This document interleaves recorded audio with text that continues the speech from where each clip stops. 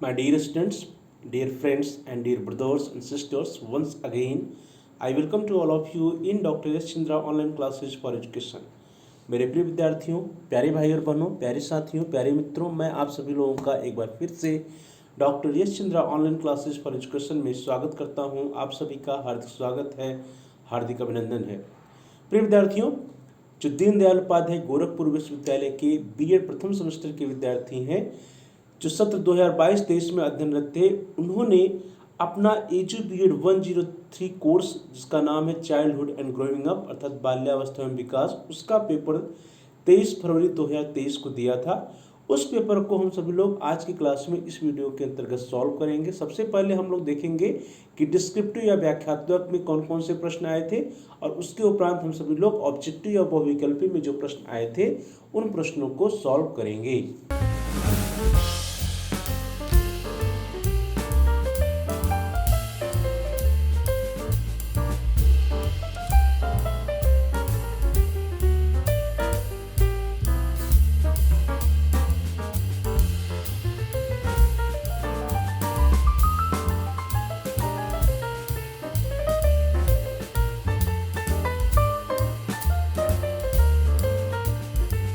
Class को start करते हैं, और आज हम सभी लोग सत्र 2022-23 के लिए बीएड प्रथम सेमेस्टर के विद्यार्थियों के लिए जो edu BEd 103 that is childhood and growing up अर्थात बाल्यावस्था में विकास का 23 फरवरी 2023 को जो पेपर हुआ था उस पेपर को सॉल्व करेंगे। और सबसे पहले हम देखते हैं कि खंड अ में कौन कौन से प्रश्न आए थे, और उसके बाद खंड ब के प्रश्नों को हम लोग सभी लोग हल करेंगे। आपके स्क्रीन पर देखिए पेपर आ गया है। खंड अ व्याख्यात्मक ऊपर लिखा है section A is descriptive edu BEd 103 BEd first semester examination 2022-23 BEd childhood and growing up CBCS mode. इसमें सबसे पहले इंस्ट्रक्शन दिया है, important instruction. The question paper is in 2 sections, प्रश्न पत्र 2 भागों में है। Section A descriptive will be of 15 marks and section B objective will be of 60 marks. अर्थात जो खंड अ है वह 15 अंकों का है और खंड ब जो है 60 अंकों का है।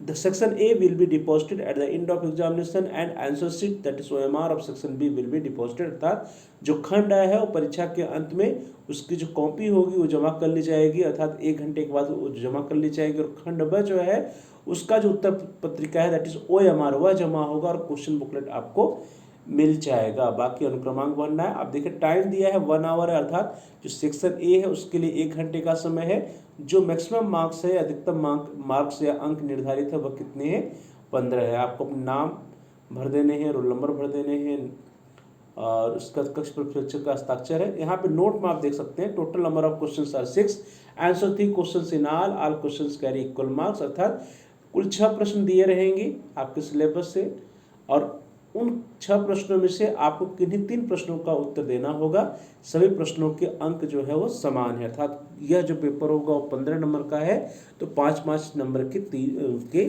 सारे प्रश्न होंगे। आपको किन्हीं 3 प्रश्नों का उत्तर देना होगा। अब देख लेते हैं कि प्रश्न कौन कौन से आए थे सत्र 2022-23 में। पहला जो प्रश्न आया था that is what do you mean by educational psychology, illustrate the need of educational psychology. शिक्षा मनोविज्ञान से आप क्या समझते हैं, शिक्षा मनोविज्ञान की आवश्यकता पर प्रकाश डालिए। तो सबसे पहले आपको शिक्षा मनोविज्ञान की परिभाषा लिख देनी थी, उसका मीनिंग लिख देना था, और उसके बाद illustrate the need of educational psychology अर्थात शिक्षा मनोविज्ञान की क्या आवश्यकता है उस पर प्रकाश डालना है, टीचर्स के लिए, स्टूडेंट्स के लिए, या फिर जो टीचर ट्रेनिज होते हैं उनको एजुकेशनल साइकोलॉजी क्यों पढ़ानी चाहिए, एक शिक्षक को एजुकेशनल साइकोलॉजी या शैक्षिक मनोविज्ञान का ज्ञान क्यों होना चाहिए, इन सब के बारे में आपको पॉइंट वाइज लिख देना है। नेक्स्ट क्वेश्चन जो था क्वेश्चन नंबर 2, प्रश्न संख्या 2 प्रश्न है describe the scope of educational psychology, या शिक्षा मनोविज्ञान के क्षेत्र का वर्णन करिए। इसका वर्णन करते समय आपको ये देखना चाहिए कि जब आप एजुकेशनल साइकोलॉजी पढ़ते हैं तो उस पेपर में क्या क्या पढ़ते हैं। उस पेपर में जो कुछ भी आप पढ़ते हैं वो सब कुछ एजुकेशनल साइकोलॉजी के स्कोप या एरिया या क्षेत्र के अंतर्गत आता है। चाहे आप जो है ग्रोथ एंड डेवलपमेंट पढ़ें, पर्सनालिटी पढ़ें, इंटेलिजेंस पढ़ें, क्रिएटिविटी पढ़ें, जो कुछ भी पढ़ते हैं, एजुकेशन साइकोलॉजी की मीनिंग पढ़ते हैं, या उसके जो schools different types of schools पढ़ते हैं, जो कुछ भी पढ़ते हैं सब शिक्षा मनोविज्ञान के क्षेत्र के अंतर्गत आते हैं। जिसको आपको हेडिंग डालकर लिख देना चाहिए। The next one question number 3 that is explain the experimental method of educational psychology, या शिक्षा मनोविज्ञान की प्रयोगात्मक विधि की व्याख्या कीजिए। तो बहुत इंपॉर्टेंट क्वेश्चन है। जो एक्सपेरिमेंटल मेथड है उस एक्सपेरिमेंटल मेथड के बारे में या प्रयोगात्मक विधि के बारे में आपको व्याख्या करनी थी। मुख्य रूप से ये होता क्या है और इसमें कौन कौन से स्टेप्स होते हैं, इन सब के बारे में आपको लिख देना चाहिए। इसकी मेरिट क्या है, डिमेरिट क्या है। Next question, question number 4, discuss the main characteristics of childhood, अर्थात बाल्यावस्था की प्रमुख विशेषताओं की विवेचना कीजिए। तो इसमें आपको बाल्यावस्था के बारे में जो बालक का शारीरिक विकास है, मानसिक विकास है, संवेगात्मक विकास है, सामाजिक विकास है, इन सभी प्रमुख विशेषताओं के बारे में आपको लिख देना है। Next question, question number 5, that is discuss the main features of Skinner's theory of learning. Skinner के सीखने के जो सिद्धांत है उन सिद्धांत की मुख्य विशेषताओं की विवेचना कीजिए। तो आप सभी लोगों ने अध्ययन भी किया होगा स्कीनर्स का जो थ्योरी ऑफ लर्निंग वो क्या है, ऑपरेंट कंडीशनिंग है या क्रिया प्रसूत जो है अनुबंधन का सिद्धांत है। तो उसके बारे में आपको विस्तृत वर्णन कर देना है। उसकी जो मुख्य विशेषताएं हैं या मेजर कैरेक्टरिस्टिक्स या मेन फीचर्स है उसके बारे में पॉइंट वाइज आपको लिखना है। नेक्स्ट क्वेश्चन है question number 6, clarify the concept of motivation, what is the role of motivation in learning process. अभिप्रेरणा के संप्रत्यय को स्पष्ट कीजिए कि अभिप्रेरणा कहते किसे हैं, इसका अर्थ क्या है, इसके डिफिनेशंस क्या है, और उसके बाद अधिगम प्रक्रिया में अभिप्रेरणा की क्या भूमिका है, what are the roles of motivation in learning process, इसके बारे में आपको पॉइंट वाइज लिख देना है। तो कुल मिलाकर के 6 प्रश्न आए हैं और इन 6 प्रश्नों में से आपको किन्हीं 3 प्रश्नों का उत्तर अपनी कॉपी में लिखना है। अब देखिए जो प्रश्न दिया हुआ पेज नंबर 3 पर दिया है और आपको अंतिम जो पेज है वो दैट इज पेज नंबर 8। तो 3, 4, 5, 6, 7, 8 लगभग 6 पेज आपके पास है और 3 प्रश्न करने हैं। तो सबसे पहले क्वेश्चंस को करने के पूर्व आप सभी लोगों को क्या करना चाहिए, स्पेस डिवाइड कर लेना चाहिए। लगभग 2 पेज प्रत्येक प्रश्न के लिए दे देने चाहिए। 2 पेज में या एक पन्ने में आपको जो है किसी एक प्रश्न का उत्तर देना चाहिए। कुल 6 पेज है तो 6 पेज में से 2-2 पेज यदि आप जो है प्रत्येक प्रश्न को देंगे तो तीनों प्रश्न का उत्तर आप 6 पेज में आसानी से लिख पाएंगे। चलिए आगे बढ़ते हैं। अगला जो सेक्शन है the most important section that is section B या खंड ब, और जो कि बहुविकल्पी या ऑब्जेक्टिव प्रश्नों का है। इसमें आप देखेंगे कि इसमें लिखा हुआ है कि टाइम अलॉटेड इज 1.5 आवर्स, अर्थात जो समय है वो कितना है, 1.5 घंटे का समय दिया गया है विद्यार्थियों को। मैक्सिमम मार्क्स जो है वो 60 अंक है।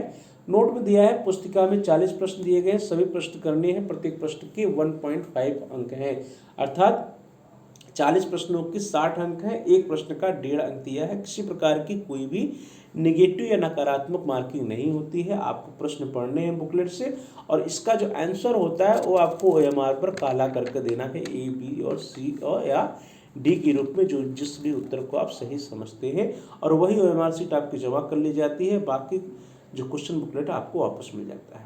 अब आपकी स्क्रीन पर है क्वेश्चन नंबर 1 या प्रश्न संख्या 1। प्रश्न संख्या 1 है, which of the following is not a principle of growth and development. निम्नलिखित में से कौन सा वृद्धि और विकास का सिद्धांत नहीं है, यहाँ पर पूछा जा रहा है।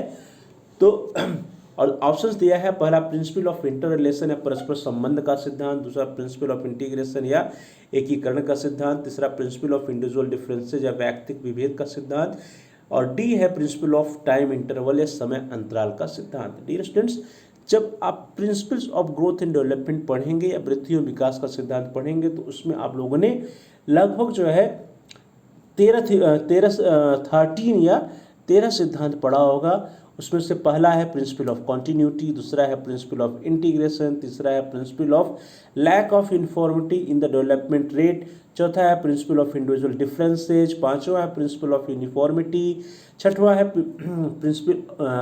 प्रिंसिपल ऑफ पैटर्न, और उसका जो है छठवां जो है principle of proceeding from general to specific, सातवां है प्रिंसिपल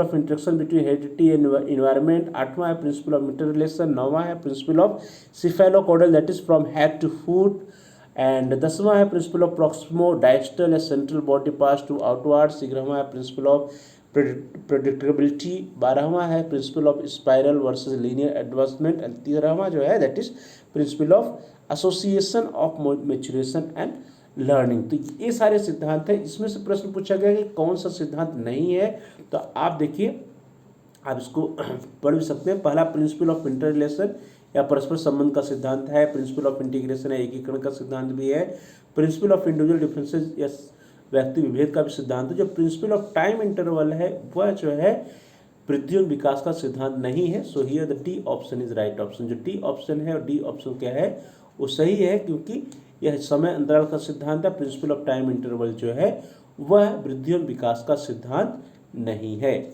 अगला प्रश्न question number 2, the children of Dalit family have educational difficulties. दलित परिवार के बच्चों की शैक्षिक कठिनाइयां हैं। And your options are A illiterate parents या अशिक्षित माता पिता, बी है being deprived of recreation facilities या मनोरंजन संबंधित सुविधाओं से वंचित रहना, सी है लो कल्चरल लेवल या निम्न सांस्कृतिक स्तर, एंड डी है ऑल ऑफ द एबव या उपरोक्त सभी। तो जो दलित परिवार के बच्चे हैं और चिल्ड्रन ऑफ दलित फैमिली है उनकी जो डिफिकल्टीज हैं, जो कठिनाइयाँ हैं, उसमें इलिटरेट पेरेंट्स भी हैं, being deprived of recreation facilities भी है, लो कल्चरल लेवल भी है। तो ये सारी की सारी जो है समस्याएं हैं। So in this way here the D option is right option. दलित परिवार के बच्चों की शैक्षिक कठिनाइयों में उनके जो माता पिता होते हैं वो अशिक्षित होते हैं, उनके पास मनोरंजन संबंधित सुविधाओं की कमी होती है, उससे वंचित रहते हैं, उनका जो सांस्कृतिक स्तर होता है वो लो होता है, निम्न सांस्कृतिक स्तर होता है। तो इस तरह से D option is right option. Now the next question, question number 3, प्रश्न संख्या 3। प्रश्न संख्या 3 है the main reason of poverty in India is. भारत में गरीबी का मुख्य कारण है। In options are A unemployment या बेरोजगारी, बी महंगाई या कॉस्टली अफेयर्स, सी है करप्शन या भ्रष्टाचार, एंड डी है ऑल ऑफ द एबव या उपरोक्त सभी। तो भारत में जो गरीबी का मुख्य कारण है बेरोजगारी भी है, महंगाई भी है और करप्शन या भ्रष्टाचार भी है। So here the D option is right option, उपरोक्त सभी या all of the above. The main reason of poverty in India is unemployment, costly affairs, corruption. So in this way here the D option, that is all of the above, is the right option. Now the next question, question number 4, प्रश्न संख्या 4।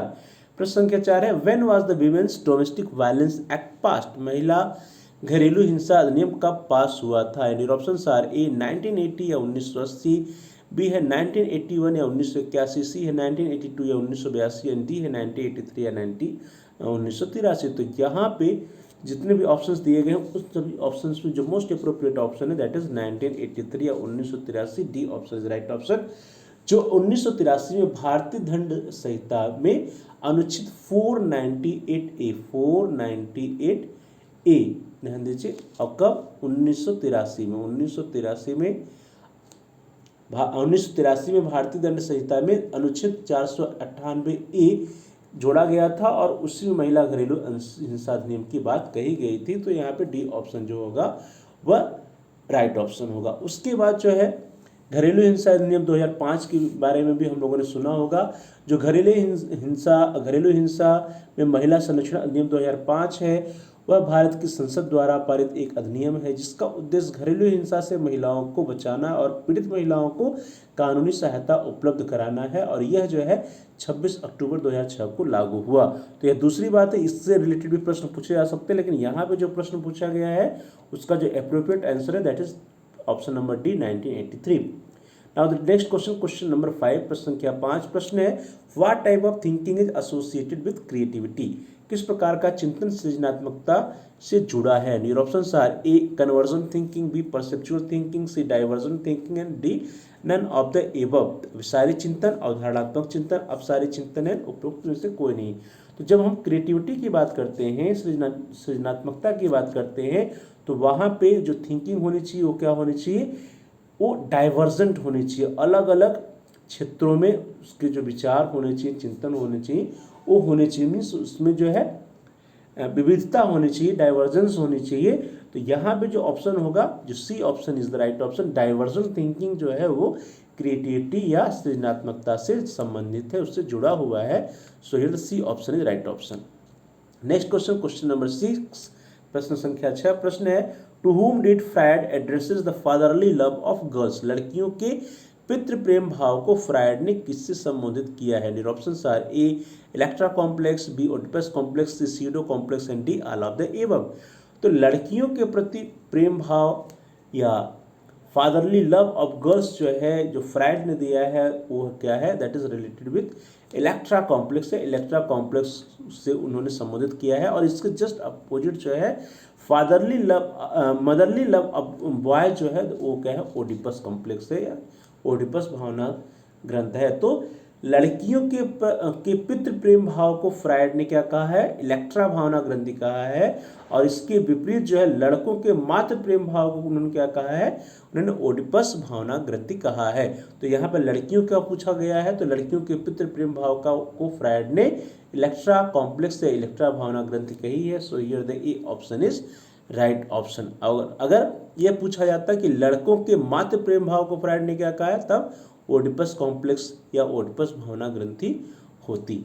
अगला प्रश्न है question number 7, प्रश्न संख्या 7। प्रश्न है the prenatal diagnostic technique act is concern with. The prenatal diagnostic technique act का संबंध है, योर ऑप्शंस आर ए लिंग पहचान है, from gender identity, B from the administration of tribal area या जनजाति के इलाकों के प्रशासन से, C by banning child labour या बाल मजदूरी पर रोक से, and D none of the above या उपरोक्त में से कोई नहीं। तो ध्यान दीजिए, the prenatal diagnostic technique की बात की जा रही है। प्री नेटल अर्थात जन्म से पूर्व। तो जन्म से पूर्व जो डायग्नोसिस होती है, वो उस डायग्नोसिस के पीछे उद्देश्य क्या होता है, जेंडर आइडेंटिफिकेशन, जेंडर को आइडेंटिफाई। जो बालक जो गर्भ में होता है, जो भ्रूण के रूप में होता है, उसका जो जेंडर है वो क्या है, वो लड़का है या लड़की है, मेल या फीमेल है, उसको आइडेंटिफाई करने के लिए प्री नेटल डायग्नोस्टिक टेक्निक का यूज होता है। तो prenatal diagnostic technique act जो है वो किससे संबंधित है, लिंग पहचान से संबंधित है या फ्रॉम जेंडर आइडेंटिटी से संबंधित है। So here the A option is the right option. Now the next question, question number 8, प्रश्न संख्या 8। प्रश्न है इनमें से पहला व्यक्तिगत बुद्धि परीक्षण कौन सा है, एंड योर ऑप्शंस आर ए बीने साइमन परीक्षण या मापनी, या बी है बीने टर्मन मापनी, सी है स्टैनफोर्ड बीने मापनी, डी है स्टैनफोर्ड टर्मन मापनी। तो dear students, which of the following is the first individual intelligence test. तो जो फर्स्ट इंडिविजुअल इंटेलिजेंस टेस्ट था उस किसके द्वारा बनाया गया था, बीने जी के द्वारा बनाया गया था। यहाँ पे जो प्रश्न है उसमें कहा जा रहा है कि कौन सा सही है, तो बीने साइमन स्केल या बीने टर्मन स्केल। तो उसको जो बीने साइमन स्केल है वह जो है पहला व्यक्तिगत बुद्धि परीक्षण है। So here the A option is the right option. अब हम बात करते हैं कि द फर्स्ट इंटेलिजेंस टेस्ट जो है वो किसके द्वारा डेवलप किया गया, that was developed by French psychologist Alfred बीने, who was commissioned by the French government to identify students who would face the most difficulties in school. The resulting in 1905 Binet and Simon scale become the basis for modern IQ testing. In 1905 psychologists Alfred Binet and Theodore Simon designed a test for children. तो 1905 में Simon, Alfred बीने और Theodore Simon दोनों मिल करके एक मापनी या एक test को विकसित किए जिसके द्वारा बच्चों का आईक्यू टेस्ट या उनका जो बुद्धि का परीक्षण किया जा सके, और वही परीक्षण जो था पहला परीक्षण माना जाता है। So here the A option is the right option, बीने साइमन मापनी या बीने Simon scale. Next question, question number 9, प्रश्न संख्या 9। प्रश्न है programmed learning is based on which of the learning theory, या अभिक्रमित अधिगम निम्नलिखित में से किस अधिगम सिद्धांत पर आधारित है। And your options are A field theory, क्षेत्र सिद्धांत, B theory of trial and error या प्रयास एवं त्रुटि का सिद्धांत, सी इनसाइड थ्योरी या सूच का सिद्धांत, डी इंस्ट्रूमेंट कंडीशनिंग थ्योरी या क्रिया प्रसूत अनुबंधन सिद्धांत। तो जो अभिक्रमित अधिगम का सिद्धांत है या अभिक्रमित अधिगम जो है वह जो है वो किससे रिलेटेड है, प्रोग्राम लर्निंग जो है वो जो थ्योरी है बी.एफ. स्किनर की, उस बी.एफ. स्किनर की थ्योरी पर आधारित, और बी.एफ. स्किनर की जो थ्योरी उसका क्या नाम है, that is instrumental conditioning theory है या ऑपरेंट कंडीशनिंग थ्योरी है या क्रिया प्रसूत अनुबंधन सिद्धांत है। तो यहाँ पे जो डी ऑप्शन है, D option is the right option. अभिक्रमित अधिगम जो है वो किससे संबंधित है, क्रिया प्रसूत अनुबंधन सिद्धांत या इंस्ट्रूमेंट कंडीशनिंग थ्योरी से संबंधित है। तो dear students, programmed learning received its major impetus from B.F. Skinner and is based on his theory of operant conditioning, according to which learning is best accomplished in small incremental steps with immediate reinforcement or reward for the learner. अगला प्रश्न, next question, question number 10, प्रश्न संख्या 10। प्रश्न है whose learning theory is related to habit formation, किसका अधिगम सिद्धांत आदत निर्माण से संबंधित है। Options are A Thorndike, B Skinner, C Kohler and D none of the above. तो डियर स्टूडेंट्स, जो अब यहाँ पे किस अधिगम सिद्धांत में आदत निर्माण या हैबिट फॉर्मेशन की बात की गई है। तो जो पावलोव का शास्त्रीय अनुबंधन का सिद्धांत था या क्लासिकल कंडीशनिंग थी या प्राचीन अनुबंधन का सिद्धांत था, जिसको हम संबंध प्रतिक्रिया का सिद्धांत भी कहते हैं, वह आदतों के निर्माण की बात करता है। आदतों का निर्माण कृत्रिम उद्दीपक से संबंध प्रतिक्रिया द्वारा होता है, ऐसा उसमें कहा गया, अर्थात पावलोव से संबंधित है। तो यहाँ पे जो ऑप्शंस दिए गए हैं वो ऑप्शंस क्या है, थार्नडाइक, स्किनर, कोहलर है, और लास्ट है उपरोक्त में से कोई नहीं, तो उपरोक्त में से कोई नहीं सही होगा। जो इवान बी पावलोव हैं या इवान पेट्रिच पावलोव हैं, उनको जो है father of modern learning theory भी कहा जाता है। ये रशियन साइकोलॉजिस्ट थे। He propounded the theory of classical conditioning, which emphasizes that learning as a habit formation is based on the principle of association and substitution. He is known as the father of modern learning theory. तो यहाँ पे कौन होता, अगर Pavlov होता तो सही उत्तर होता, और इन दिस केस जो है D option is right option, none of the above. Now the next question, question number 11, प्रश्न संख्या 11। प्रश्न है educational psychology is useful for the teacher. शिक्षक के लिए शिक्षा मनोविज्ञान उपयोगी है। कैसे उपयोगी है? Your options are A, in understanding the behaviour of the child, या बालक के व्यवहार को समझने में। B, in establishing proper discipline, या उचित अनुशासन स्थापित करने में। सी है इन हेल्पिंग प्रॉब्लम चिल्ड्रन, या समस्यात्मक बालकों की सहायता करने में। D, all of the above, या उपरोक्त सभी। तो एक शिक्षा मनोविज्ञान जो है शिक्षक के लिए कैसे उपयोगी है? वो बालक के व्यवहार को समझने में मदद करता है, उचित अनुशासन स्थापित करने में मदद करता है, समस्यात्मक बालकों की सहायता करने में मदद करता है। So here the D option is right option, all of the above. Educational psychology is useful for the teachers as in understanding the behavior of the child, in establishing proper discipline, and in helping problematic children. So in this way here the D option is right option, all of the above. Next question, question number 12, प्रश्न संख्या 12। प्रश्न है where memory is placed in the Guilford's 3-dimensional model। Guilford का जो 3D model है उसमें स्मृति को कहाँ रखा गया है? और options are A, product, B, operation, C, content, and D, development, उत्पादन, संक्रिया, विषय वस्तु एवं विकास। तो जो 3D मॉडल है उनका, उस 3D मॉडल के बारे में आप लोगों ने पढ़ा भी होगा, आप जानते भी होंगे। उस 3D मॉडल में कहा जा रहा है कि जो मेमोरी है, वो स्मृति है, वो कहाँ पर रखी गई है। तो मेमोरी या स्मृति को कहाँ पर रखी गई है, ये प्रश्न है। तो 3D मॉडल में अगर मेमोरी हम बात करते हैं तो वहाँ पे 3 चीज़ें हैं, एक है प्रोडक्ट, दूसरा है ऑपरेशन, तीसरा है कंटेंट। अब सबसे पहले जो हम लोग बात करते हैं, तो अगर हम लोग बात करें कंटेंट की, तो कंटेंट में जो है या विषय वस्तु में जो कंटेंट है वो क्या क्या है? वो विजुअल कंटेंट है, ऑडिटरी कंटेंट है, सिंबॉलिक कंटेंट है, सिमेंटिक कंटेंट है, और बिहेवियरल कंटेंट है। दूसरा आता है ऑपरेशन, और ऑपरेशन या संक्रिया। और संक्रिया की जब हम लोग बात करते हैं तो ऑपरेशन में कॉग्निशन आता है, मेमोरी आती है, डाइवर्जन प्रोडक्शन आता है, कन्वर्जन प्रोडक्शन आता है, और इवेल्युएशन आता है। और लास्ट वन इज प्रोडक्ट या उत्पादन। प्रोडक्ट और उत्पादन की हम लोग बात करते हैं तो उसमें यूनिट्स आते हैं, क्लासेज आते हैं, रिलेशंस आते हैं, सिस्टम्स आते हैं, ट्रांसफॉर्मेशंस आते हैं, और इम्प्लीकेशंस आते हैं। तो इस तरह से हम लोगों ने देखा कि जो प्रोसेस वाली प्रक्रिया है या जो संक्रिया वाली प्रक्रिया है, इस संक्रिया वाली प्रक्रिया में क्या आता है? स्मृति या मेमोरी आती है। और स्मृति या मेमोरी के अलावा cognition, divergent production, convergent production और इवेल्युएशन भी ऑपरेशन के अंतर्गत आता है। So here the B option is right option. Now the next question, question number 13, प्रश्न संख्या 13। प्रश्न है which of the following statement is not correct, and options are, निम्नलिखित में से कौन सा कथन सही नहीं है? निगेटिव प्रश्न है, ध्यान दीजिए, कह रहा है कौन सा कथन सही नहीं है, not correct. Your options are A, the purpose of case history method is predominantly diagnostic, या व्यक्ति इतिहास विधि का मुख्य उद्देश्य किसी कारण का निदान करना है, तो सही है, निदान करना है। बी है statistical method is used to test a problem, या सांख्यिकी विधि का प्रयोग किसी समस्या का परीक्षण करने के लिए किया जाता है, भी सही है। Fraud was the father of psycho analytical method, या मनोविश्लेषण विधि के जन्मदाता फ्रायड थे, भी सही है। लास्ट ऑप्शन है experimental method and statistical method are same, प्रयोगात्मक विधि एवं सांख्यिकी विधि एक ही है, तो ऐसा नहीं है, ये गलत है। तो यहाँ पे डी ऑप्शन जो होगा, D option is right option. जो डी ऑप्शन में दिया हुआ है कि statistical method and experimental method are same, यही क्या है? गलत है, यही it is not correct. So here the D option is right option. प्रयोगात्मक विधि में सांख्यिकीय विधि एक ही नहीं है। In applying statistical method a problem is studied systematically as in the experimental method but the system used is not the same। जो सिस्टम हम यूज करते हैं दोनों में सेम नहीं होता है।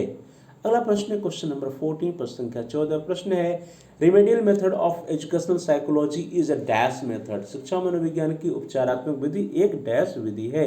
In your options are A group method या सामूहिक विधि है, बी इंडिविजुअल मेथड या व्यक्तिगत विधि है, सी जो है दैट इज नेसेसरी मेथड या व्यक्तिगत विधि आवश्यक विधि है, D none of the above या उपरोक्त में से कोई नहीं। तो शिक्षा मनोविज्ञान की जो उपचारात्मक विधि है वह क्या है?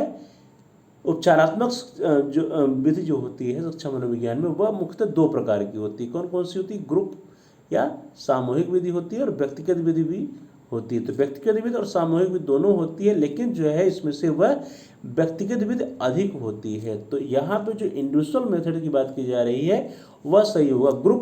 ग्रुप मेथड भी होता है, इंडिविजुअल मेथड भी होता है, लेकिन जो उपचारात्मक या रिमेडियल मेथड है वह इंडिविजुअल मेथड अधिक होता है। So here the B option is right option. यह क्या है? कि व्यक्तिगत विधि है, तो व्यक्तिगत विधि है, B option is right option. अगला प्रश्न जो आपकी स्क्रीन पर आ रहा है दैट इज क्वेश्चन नंबर 15 या प्रश्न संख्या 15। प्रश्न है which of the following is measured by Stanford Binet test. निम्नलिखित में से स्टैनफोर्ड बीनेट परीक्षण किसका मापन करता है? Your options are A personality, B intelligence, C aptitude and D achievement. तो बीने मैंने बीने स्टैनफोर्ड का नाम हम कहाँ सुनते हैं?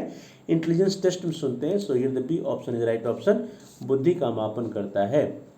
अगला प्रश्न जो है नेक्स्ट क्वेश्चन नंबर 16 प्रश्न संख्या 16। प्रश्न है modern psychologist considered psychology as the science of. आधुनिक मनोवैज्ञानिकों ने मनोविज्ञान को किसका विज्ञान माना है? Dear options are A soul, B consciousness, C behaviour and D mind. आत्मा, चेतना, व्यवहार और मस्तिष्क। तो डियर स्टूडेंट्स, यदि आपने जब साइकोलॉजी पढ़नी शुरू होगी और वहाँ पे मनोविज्ञान के बारे में पढ़ा होगा तो पढ़ा होगा कि सबसे पहले हम कहते थे कि जो मनोविज्ञान है वो क्या है? That is the science of soul या स्टडी ऑफ सोल, मीन्स आत्मा का जो है विज्ञान है। फिर हमने कहा कि नहीं, आत्मा नहीं बल्कि सोल नहीं, आत्मा नहीं बल्कि सोल के बाद क्या हुआ?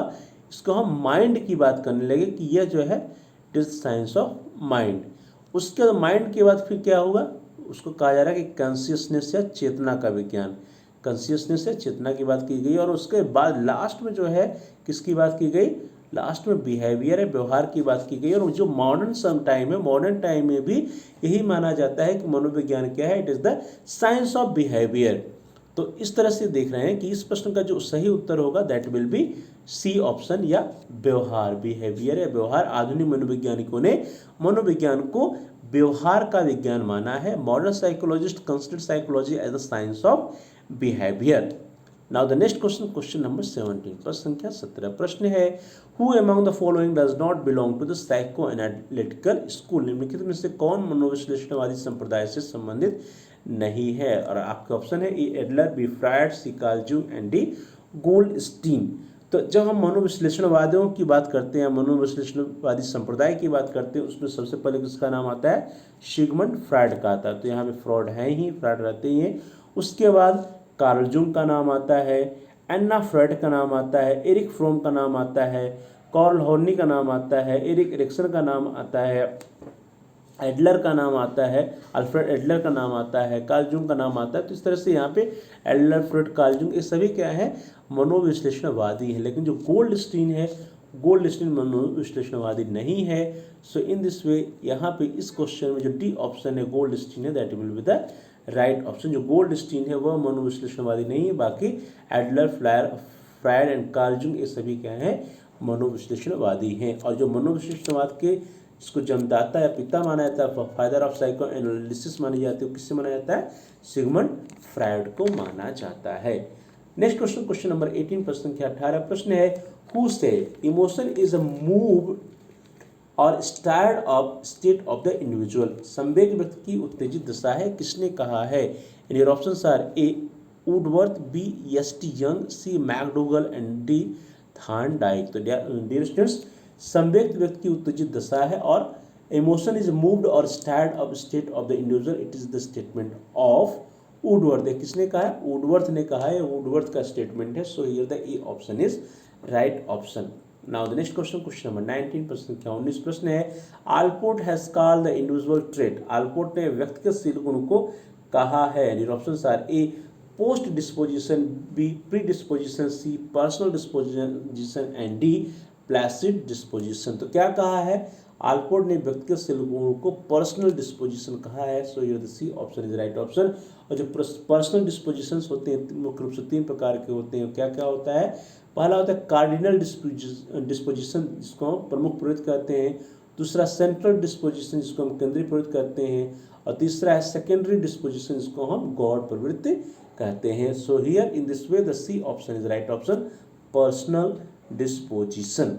Now the next question, question number 20 प्रश्न क्या 20 प्रश्न है, which of the following is a theory of motivation, निम्नलिखित में से कौन अभिप्रेरणा का सिद्धांत है? And your options are A प्रत्यक्ष सिद्धांत, बी मूल प्रवृत्ति सिद्धांत, सी पारिस्थितिक सिद्धांत एंड डी है आपका निर्देशन अवस्था सिद्धांत, perception theory, instinct theory, ecological theory और डायरेक्टिव स्टेट थ्योरी। तो डी स्टूडेंट, जो थ्योरी ऑफ मोटिवेशन है या प्रेरणा का सिद्धांत में, उसमें जो है मूल प्रवृत्ति सिद्धांत जो है या इंस्टिंक्ट थ्योरी है, वो एक थ्योरी है जिसके प्रतिपादक कौन है? मैक डुगल जी हैं। और उन्होंने 1908 में जो है इंस्टिंक्ट थ्योरी का प्रतिपादन किया था। So here the B option is right option, मूल प्रवृत्ति सिद्धांत या इंस्टिंक्ट थ्योरी। दिस वे, इस तरह से हम सभी लोग आज की इस क्लास में सबसे पहले देखा कि डिस्क्रिप्टिव प्रश्न में कौन कौन से 6 प्रश्न आए थे। उसके बाद ऑब्जेक्टिव या बहुविकल्पीय प्रश्न में जो 20 प्रश्न थे, पहले क्वेश्चन नंबर 1 से लेकर क्वेश्चन नंबर 20 तक, उसको सॉल्व किया। अगली क्लास में नेक्स्ट पीरियड में हम सभी लोग या नेक्स्ट क्लास में नेक्स्ट वीडियो में जो 20 प्रश्न आपके ऑब्जेक्टिव या बहुविकल्पीय के बच गए हैं उनको हम लोग सॉल्व करेंगे अगले क्लास में, अगले वीडियो में। तब तक के लिए आप सभी का बहुत बहुत धन्यवाद। Thanks for watching, thanks to all of you. Please like, share and comment on the video. Dear students, आप इस वीडियो को लाइक कीजिए और इस वीडियो को अधिक से अधिक अपने फ्रेंड सर्कल में शेयर कीजिए। और साथ ही साथ आप इस वीडियो पे कमेंट्स भी कर सकते हैं। कमेंट्स के द्वारा यदि आपको कोई बहुमूल्य सुझाव है या कोई प्रश्न है या कोई समस्या है तो आप हम तक पहुँचाइए। हम आपके प्रश्नों का उत्तर देने का प्रयास करेंगे, आपकी समस्याओं का समाधान करने का प्रयास करेंगे और साथ ही साथ जो भी आपके बहुमूल्य सुझाव होंगे उन सुझावों पर अनुपालन भी करने का प्रयास करेंगे। So please like, share and comment on the video. Also subscribe the channel. यदि आपने अभी तक चैनल को सब्सक्राइब नहीं किया है तो आप चैनल को सब्सक्राइब कर लीजिए, जिससे कि आप प्ले लिस्ट में जा करके अपने कोर्स से रिलेटेड सभी एजुकेशनल वीडियोज को आसानी से सर्च कर पाएँ, ढूंढ पाएँ, देख पाएँ। इसको जरूरी है कि आप चैनल को सब्सक्राइब कीजिए और साथ ही साथ जहाँ पर सब्सक्राइब लिखा है उसके बगल में एक घंटी का आकार है, बेल का आइकन है, उसको प्रेस कीजिए। उसको दबाने पर कुछ ऑप्शंस आते हैं, उसमें से आप ऑल के ऑप्शन को सेलेक्ट कर लीजिए। इससे यह होगा कि आपके कोर्स से रिलेटेड जितने भी नए एजुकेशनल वीडियोज आएंगी उसकी नोटिफिकेशन, उसकी सूचना आपको समय से मिल जाएगी और आपको कोई भी वीडियो मिस नहीं होगा। तो dear students, please like, share and comment on the video. Also subscribe the channel and press the bell icon on. आप सभी लोगों का बहुत बहुत धन्यवाद। Thanks for watching, thanks to all of you. We will meet in the next video, in the next class, and discuss the objective questions from question number 21 to question number 40। तब तक के लिए आप सभी लोगों का बहुत बहुत धन्यवाद।